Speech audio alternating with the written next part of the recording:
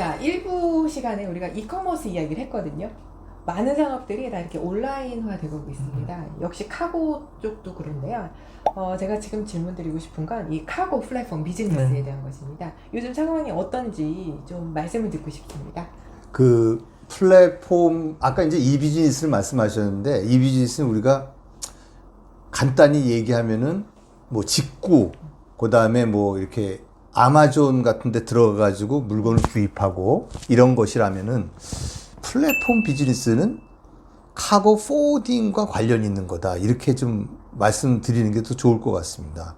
그래서 지금 그걸 잘하는 데가 한 10년 됐지만 미국에 이제 플렉스포트라는 데가 있고, 뭐 유럽이랑 이제 남미를 많이 하는 뭐 웹카고, 카고원, 또 우리나라에도 최근에 뭐 아이노메드도 있었고, 물론 첼로, 큐브 그런 데도 다 있겠지만은 이제 그런 데들이 지금 이제 서로 자기네 서비스 경쟁을 하고 있는데, 이 플렉스포트를 가만히 보시면은 8년 동안 계속 적자를 봤어요. 네. 그러다가 작년에 처음 흑자를 봤습니다. 그러면서 그 1조 원이라는 투자금을 받게 됩니다. 그래서 우리는 얘네들이 왜 여태까지 적자를 봤는지, 그리고 그게 다 해소됐기 때문에 흑자가 난 건지, 아니면은 잘 모르겠지만은 이게 무슨 팬데믹 프로핏을 얻은 건지 한 몇 년 더 지켜봐야지 이 비즈니스에 대한, 말하자면은 그 효율성을 좀 우리가 좀 판단할 수 있지 않을까 이렇게 보는데, 그래서 이 플랫폼을 갖다가 지금 여러 뭐 스타트업 하는 기업이라든지 그다음에 중소 포워더들이 지금 관심을 갖고 개발을 하고들 계신데, 이 플랫폼 자체가 자기가 다른 데랑 비교해서 경쟁력이 있어야 되거든요. 이게 코비드 기간 동안에 플랫폼이 어떻게 보면은 좀 잘 안 됐을 수도 있어요. 아니, 그러니까 투자가 잘 안 됐을 수도 있어요. 왜? 돈을 많이 벌고 있으니까는 굳이 투자를 갖다 많이 안 해도 된다, 좀 늦춰도 된다, 이렇게 생각했을 수도 있는데, 그거랑 맥을 같이 하는 게 뭐냐면은 2023년, 24년, 25년에는 투자가 많이 될 것이다. 왜 그러냐면 플랫폼이 생기면은 기존의 그 말하자면 이 아날로그 방식의 세일즈 방식이 없어지거든요. 그러면은 인력이 좀 감소되면은 시스템이 받쳐주는 거잖아요. 그러니까 그런 걸 갖다가 지금 중소 포워더들이 두려워하고 있는 거죠. 그러니까 이건 가는 길로 봐야 됩니다. 네, 좋은 말씀 감사해요. 그럼 박사님은 어떻게 좀 상황을 보시나요? 뭐 플랫폼이 이제는 뭐 많이 일반화 돼가는 것 같습니다. 근데 이제 기본적인 비즈니스 모델이 그냥 제가 이해하기로는 어떤 트랜잭션을 해주게 하도록 어떤 상황을 만들어주고, 거기서 일부 어떤 수익을 수수료라든지 자기네 수익을 찾는 방식인데, 그게 이제 하는 일을, 기존에 그냥 하는 일을 IT적으로 한다라는 거는 저는 한계가 있다. 그래서 만약에 이제 좀 더 제대로 어떤 플랫폼 비즈니스를 물류 측면에서 하려고 한다면 화주가 굉장히 편하게, 아주 투명하게 모든 과정을 좀 볼 수 있어야 되고, 그러다 보면 사실 불필요한 절차나 이런 게 없어져야 되고요. 그걸 통해서. 그 다음에 그냥 불투명하게 덮여져 있던 관행들이 다 투명하게 드러나야 돼요. 그리고 이거는 철저하게 화주 중심의 어떤 관점에서 이루어져야 된다라는 거고, 이 지금 물류 플랫폼이 그 운송사, 그러니까 선사나 항공사들 또는 포워더들의 어떤 그 마켓플레이스가 아니라 화주가 직접 참여를 해서 사용해 줄 수 있는 플랫폼이 돼야 된다. 뭐 개인적인 어떤 그 욕심 아니 뭐 바람 이런 거는, 우리나라가 IT 강국이니까 그 플랫폼을 이용한 글로벌 포워더가 한국에 있으면 좋겠다. 좋죠. 우리나라 제조업도 많죠. 운송사도 탄탄하죠. 맞아요. 그거만 하면 되는데, 네. 과거는 여러 가지 뭐 하드웨어적인 네트워크가 필요하고 뭐 이랬는데, 만약에 IT를 잘 활용하면 한국에서 뭐 쉔커나 쿠네나겔 같은 그 2세대 아니면 4세대라고 그래야 되나, 그런 글로벌 포워더가, IT 베이스의 글로벌 포워더가 나오기를 기대하고 응원하겠습니다. 네. K물류. 네. 박사님께서 정말 좋은 지적을 해주셨는데, 이 물류에서도 다 디지털화 한다고 해서 다 IT로 다 넣어버리면 사실 그게 화주 편의성을 고려 안 하는 그런 상황이 될 그럴 수가 수 있거든요. 있기 때문에. 화주는 오히려 더 번거로운 시스템에 다 입력을 해야 되니까 되게 번거로운 일이 발생하고 있거든요. 사실. 그런 측면도 지적을 해주셔서 참 감사히 변해야 됩니다. 네, 맞습니다. 네. 감사히 드릴 거라고 생각합니다. 잘 들으세요. 자, 그 다음에 이제 지금 이 플랫폼 비즈니스 말씀하셔가지고 이제 그 다음 질문을 드리고 싶은데 이 카고와 관련된 이 비즈니스를 하려고 하시는 분들이 제 주위에도 너무 많아요. 그분들한테 좀 조언을 해주신다면 어떤 게 있을까요? 경험자로서. 이 물류의 비즈니스, 경험자로서. 카고와 관련한 이 예, 비즈니스. 예, 예. 혹시 하실 말씀 있으세요? 뭐 우선 모든 분야가 마찬가지지만 그 업을 좀 충분히 학습하고 네, 네. 경험을 다 할 수는 없지만 학습을 하고 나름대로의 어떤 그 지식 기반을 갖추고 도전을 좀 해야 된다라고 봅니다. 그래서 좀 준비하는 기간이 좀 걸리더라도 네, 네. 남들이 다 하니까 그냥 하는 게 네, 아니고 네. 아까 우리 부사장님 그런 말씀하셨잖아요. 어떤 회사는 뭐 이 트랜스퍼시픽이 강하고 어떤 회사는 러시아가 강하고 이런 것처럼 본인들도 그런 학습을 해야 어디 니치 마켓이 있고 어디에 기회가 있고 이런 걸 파악할 수 있지 않을까 싶어요. 그래서 네, 네. 저는 이 IT가 중심이 아니라 먼저 그 생태계에 대한 이해, 학습 이런 게 더 선행이 돼야 되지 않느냐 그런 조언을 하고 싶습니다. 뼈를 때리는 말씀, 네, 고맙습니다. 고모님은 어떻게 생각하세요? 그렇죠. 지금 조언 좀 해주세요. 민 대표님 말씀처럼 그런 생태계를 미리 알아야 되고요. 자기가 그 생태계를 다 모르면은 그 동업자를 찾아서 하는 게 맞다고 봅니다. 그러니까 자기가 어느 분야에 기술이 있는지 그거는 자기가 다른 걸 다 할 수 있다는 그런 얘기는 또 아니거든요. 근데 요번에 이제 저도 이제 그런 그 뭐 경진대 무슨 그런 것도 이제 가보기도 하고 그러지만은 젊은 그 창업자들이 이제 많이 나오고 있는데 제일 중요한 게 내가 투자금을 얼마큼 받아서 이걸 어떻게 할 것인가를 생각한다면은 방향이 좀 설정돼 있을 것 같아요. 네. 그래서 내가 이 벤처 캐피탈한테 뭐라고 설명을 할 것이냐. 그 설명해라. 그러면 된다. 그러면은 대부분 그쪽에서 원하는 데가 야, 너는 이 마켓을 얼마짜리로 보고 있느냐를 물어볼 테고, 그 다음에 너는 이 마켓을 얼마나 네가 먹을 수 있다고 생각하냐. 그 다음에 너의 기술은 뭐냐. 그리고 너가 갖고 있는 조직은 어떤 거냐. 이 퍼스널이라든지 조직은 뭐냐. 또 그러면 내가 투자하면은 뭐 5년 안에 7년 안에 익sit 할 수 있냐. 이런 거를 얘기할 수 있다면은 네. 설득할 수 있다면은 괜찮은 스타트업 회사가 만들어질 거라고 생각이 듭니다. 네, 알겠습니다. 네. 스타트업을 평가하시는 분 맞죠? 스타트업 평가도 하시는 거죠? 네, 저도 이제 그런 심사위원도 해보고 그랬었죠. 네. 스타트업 심사위원으로서 하시는 말씀 잘 들어주시기 바랍니다. 네. 저비용 항공사들이 또 화물 사업에 진출을 한단 말이죠? 그렇죠. 어떻게 보세요? 제가 말씀드릴까요? 예, 먼저 해주세요. 저비용 항공사 이제 말이 참 좋잖아요. 저비용 항공사니까 로우 코스트 캐리어잖아요. 네. 근데 한동안은 어떤 사람들은 저가 항공사 이렇게 불렀어요. 맞아요. 지금도 여전히 그래서 부르세요. 저가 항공사 물론 이제 저비용이니까 저가가 됐겠지만은 저비용 항공사의 자기네의 책무는 뭐냐면은 비용을 낮춰야 됩니다. 그렇죠. 비용을 낮춰서 어떻게 해서든지 이걸 이제 프로핏을 내는 오퍼레이션을 해야 되죠. 최근에 뭐 우리가 뭐 한 10개 지금 되나요?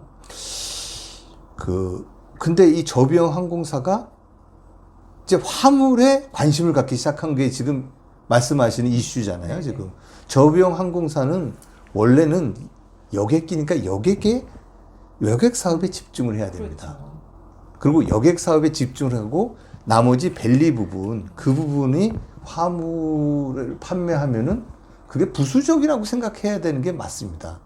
근데 저비용 항공사가 그 판단을 지금 약간 오판할 수 있는 부분이 뭐냐면은 이 코비드 기간 동안에 화물의 단가가 너무 많이 올랐거든요. 그래서 그런 게 항상 걱정이 되는데, 물론 마켓이 좋을 때는 이점도 있어요. 왜 그러냐면은 통상 3, 4 수요를 파는 게 5, 6 수요 파는 것보다 더 프라피터블 하니까는 그거는 이제 좋을 수는 있어요. 근데 늘 그런 마켓이 꼭 있다 그렇게 볼 수는 없죠. 네. 그렇게 쉽지는 않을 것이다라고 고모님이 말씀하셨어요. 박사님 어떤 의견이세요?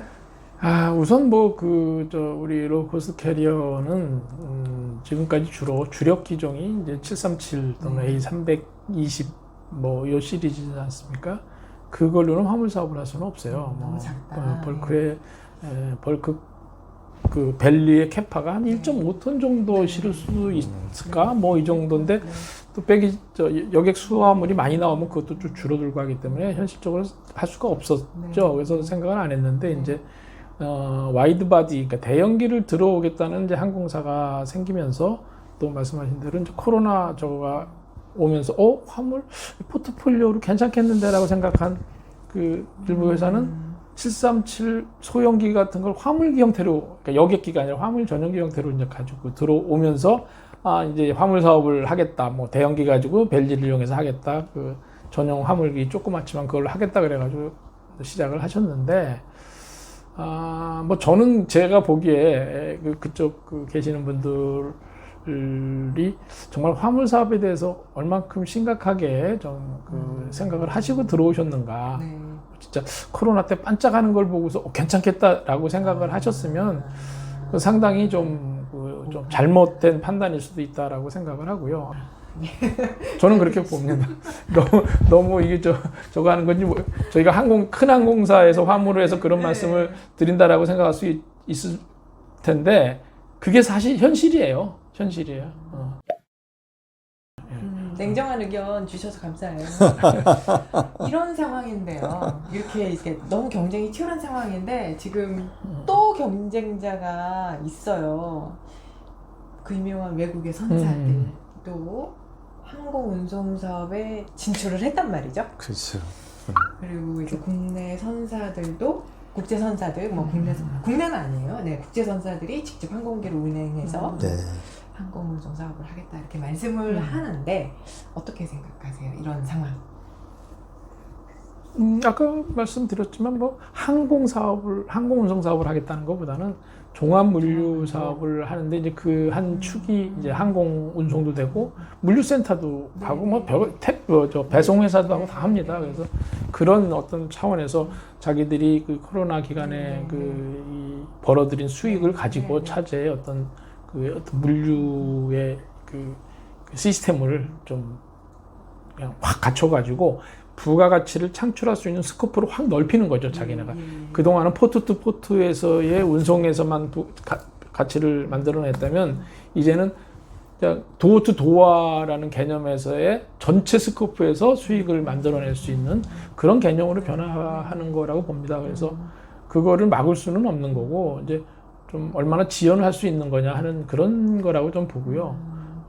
아마 그런 상황이 되면은 기존의 어떤 물류 채널 상에 있었던 모든 이해 관계자들이 상당히 다 긴장을 해야 되는 상황이라고 생각을 하고요. 저도 그 얘기를 처음 들었을 때 선사가 항공이라고 생각했어요. 그래서 되게 조금 사실 의아했는데 조금만 더 생각해보니까 와인하신 거예요. 정말 좋은 생각이다. 네, 우리가 물류를 인터그레이트 해야 된다라고 늘 얘기하는데 그 시점이 왔다라고 저는 그렇게 느꼈거든요. 고모님은 어떻게? 글쎄, 저는 박사님이 다 말씀 좋은 거 다 말씀하셔서 제가 한 말씀 드린다면은 코비드 기간 동안에 남은 프라핏이 지금 선봉량이 늘어나고 항공기의 캐파가 늘어난 거잖아요. 그게 이제 2023년부터 본격화되고, 물론 아까 머스크라든지 MSC, CMA 이건 이미 이제 벌써 다 나왔고, 우리나라에도 지금 미국으로 주 2, 3회씩 막 가요, 지금. 가는데, 얘네들이 이제 그 공급을 만들어내잖아요. 그러면 블루 오션이라는 마켓이 이제 레드 오션으로 이제 가는 거죠. 몇 년 동안은 지켜봐야 될 것 같고 네. 그 기간 동안 버틸 수 있는 회사, 결국에는 좀 규모가 크거나 자금력이 좀 되는 회사들이 결국에는 버틸 텐데 그 결과가 좀 뭐 이건 흥미로워질 것 봐야죠. 같네요. 뭐 계속 뭐든지 변하는 거니까 keep changing이라고 하잖아요. 그럼요. 예. 네. 계속 좀 긴장하면서 두고 보고 네. 필요한 조치를 따라 하고 이렇게 해야죠. 네. 네, 네. 이번에 이제 공항에 관련된 이제 마지막 질문을 드릴 거예요. 네, 네. 우리나라 항공시장이 이렇게 잘 되고 있는데 인천공항이 그 역할을 잘 해내고 있죠. 네.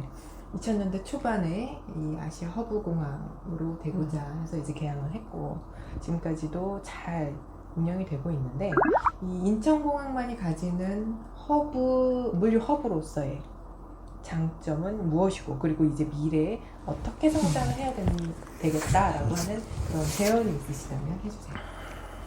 제가 할까요?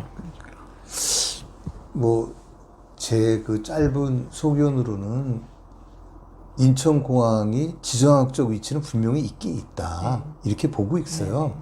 근데 그걸 갖다 이제 어떻게 끌어나갈 것이냐 이런데 요번에 이제 코비드 때 보면은 인천에 취항하는 그 외항사들이 있거든요. 뭐 칼리타, 뭐 그다음에 또 뭐냐 웨스턴 글로벌, 또 폴라도 마찬가지고요. 네. 이런 항공사들이 홍콩이라든지 상해를 가야 되는데 거기가 이제 한번 잡히면은 막 열흘, 15일씩 있으니까는 언서티티가 너무 크다. 네. 그래서 인천공항으로 전부 다 취항을 하다 보니 어마어마하게 늘었죠. 저 자료 보시면 어마어마하게 늘었죠. 근데 왜 해필이면 인천공항이냐? 동경도 있고, 싱가포르도 있고, 타이베이도 있는데. 근데 어떻게 보면 인천공항이 가깝기도, 그러니까 대형, 큰 중국이라는 마켓에 가깝기도 하고, 그 다음에 어떤 리스트릭션 같은 것들이 다른 데보다 좀 덜하다. 운영하기가. 예를 들어서 동경 들어가려면은 소음 규제, 커피우 규제, 이런 것들이 있잖아요. 인천공항은 굉장히 자유롭다. 밤 새벽에도 막 뜬다. 여건도 나쁘지는 않은 것 같아요. 우리 대한항공 아시아나가 합하면은 아마 그 국제선 수송 물량으로는 1위가 되지 않을까 싶을 정도로 화물량이 많은데 저는 좀 아쉬운 게 있어요. 인천공항이 여객 위상에 비해서 화물의 위상은 사실 그렇게 크지는 않아요. 물론 뭐 세계 탑 랭킹 하면 한 6위, 5위 뭐 이렇게 해서 뭐 괜찮아 보이는데 여객의 위상에 비하면 화물은 좀 많이 떨어지는 것 같아요. 근데 그 이유가 뭐라 그럴까, 여객은 인천공항공사나 공사의 임직원분들이 상당히 많은 관심을 가지고 비전을 가지고 뭐 투자도 하고 하드웨어도 만들어내고 소프트웨어도 만들어내고 하는데 화물에 대해서는 좀 그런 부분이 없지 않나. 근데 그 이유는 지금 양대 국적사가 너무 오랫동안 이제 이렇게 화물 사업을 주도적으로 하다 보니까 그냥 거기에 의존하는 그런 상황이 좀 되지 않았나. 근데 사실 대한항공 아시아나 양사가 하는 일이 모두 다 글로벌 표준이나 글로벌 탑 레벨은 아니거든요. 그러니까 거기서 배워야 되고 배울 수 있는 게 있고 배우지 않아도 되는 게 있고 딴 데 가서 배워야 되는 것도 있거든요. 근데 그런 부분에 있어서 조금 공항공사가 역할이 조금 화물 쪽에 미진했지 않는가. 저는 그런 좀 생각이 듭니다. 임직원 여러분들, 공사 임직원 여러분들 지금 잘하고 계시는 건 아는데 화물 쪽에 좀 더 관심을 가지시고 이렇게 좀 더 좋은 나라에 좀 잘하고 있는 나라의 시스템을 좀 제대로 배우셔서 좀 우리나라에도 그런 여건을 만들어 주신다면 진짜 인천공항이 좀 더 미래지향적인 물류 허브로서의 기능을 할 수 있지 않을까. 그래서 사실 공항공사 직원분들이 좀 화물을 열심히 배우시고 또 해주셔야 된다고 저는 생각을 합니다. 동물학과에서 좀 배워볼까요? 혹시 고모님 더 말씀하신 거 있으세요? 아니 너무 중요한 말씀 또 자세한 말씀 해주셨는데 재미난 게 여객 터미널은 공항공사에서 지어요. 네. 그렇죠. 근데 화물 터미널은 개인 항공사에서 지어요. 그렇죠.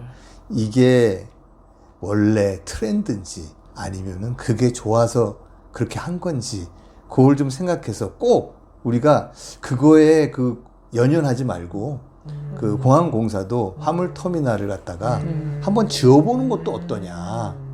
그런 생각도 들었습니다. 기존에는 늘 이렇게 BOT 방식으로 예. 창고를 만들었는데 그거를 직접 한번 지어봐라. 그 여객 터미널처럼 네, 화물 네. 터미널도 맞아요. 그러니까, 다 공동으로 운영해요. 그러니까 공용 맞아요. 터미널을 공항공사가 져서 네. 저희 그 퍼실리티가 없는 네. 회사들이 편하게 쓸 수 있게끔 해주는 네. 것만 해도 큰 발전이 될 진짜요? 거예요. 네. 제가 보기엔. 네, 맞아요. 네, 알겠습니다. 이렇게 오늘 항공산업에 대한 이렇게 솔직하고 또 이렇게 아주 바늘같이 네, 정확한 네, 멘트를 이렇게 해주셔가지고 너무너무 감사하고요. 이 영상 통해서 많은 분들이 되게 인사이트를 키우실 수 있을 것 같다라고 저는 생각을 해요. 네. 그랬으면 이렇게 좋겠습니다. 분명히 그럴 거라고 생각합니다. 특히 공항공사분들 많이 보실 것 같은데요. 저 공항공사 분들한테 야단 맞는 거 아닌지 모르겠습니다. 잘하고 계시는데 조금 더 사랑합니다. 잘해주셨으면 좋겠다는 말씀 드린 거니까 오해하지 마십시오. 네. 감사합니다. 네, 자 이렇게 해서 이제 이번 영상 마치도록 하고요. 예. 이렇게 출연해주신 두 분께 깊은 감사를 드립니다. 아유 수고하셨습니다. 고맙습니다. 고맙습니다. 고맙습니다. 고맙습니다. 네, 영상 봐주셔서 감사합니다.